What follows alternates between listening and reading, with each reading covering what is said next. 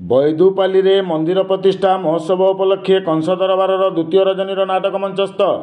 ସୂଚନା ଅନୁସାରେ ସୁବର୍ଣ୍ଣପୁର ଜିଲ୍ଲା ଡୁଙ୍ଗରିପାଲି ବ୍ଲକ ଅନ୍ତର୍ଗତ ବୈଦୁପାଲିଠାରେ ଚାଲିଥିବା ରାଧାକୃଷ୍ଣ ଓ ଜଗନ୍ନାଥ ମନ୍ଦିର ପ୍ରତିଷ୍ଠା ମହୋତ୍ସବର ଦ୍ୱିତୀୟ ରଜନୀରେ ସାଂସ୍କୃତିକ କାର୍ଯ୍ୟକ୍ରମ କଂସ ଦରବାରରେ ଗତକାଲି କୃଷ୍ଣ ଜନ୍ମ ଓ ପୁତନା ରାକ୍ଷସୀକୁ ଗୋପପୁର ପ୍ରେରଣ ଦୃଶ୍ୟ ମଞ୍ଚସ୍ଥ ହୋଇଥିଲା।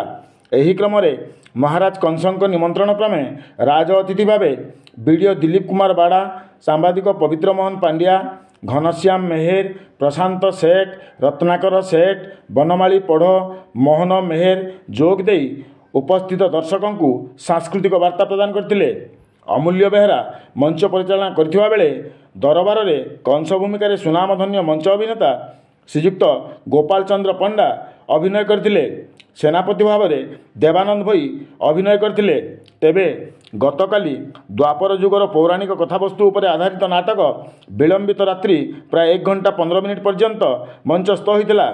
ଏହି କ୍ରମରେ ଦର୍ଶକଙ୍କ ମନୋରଞ୍ଜନ ସକାଶେ ବିଭିନ୍ନ ସମ୍ବଲପୁରୀ ନୃତ୍ୟ ଦରବାରରେ ପରିବେଷିତ ହୋଇଥିବା ବେଳେ ମହାରାଜ କଂସଙ୍କ ଚମତ୍କାର ଅଭିନୟ ଏବଂ ଲୋମହର୍ଷଣକାରୀ ଅଟ୍ଟହାସ୍ୟ ବିଳମ୍ବିତ ରାତ୍ରି ପର୍ଯ୍ୟନ୍ତ ହଜାର ହଜାର ଦର୍ଶକଙ୍କୁ ବାନ୍ଧି ରଖିଥିବା ଦେଖିବାକୁ ମିଳିଛି।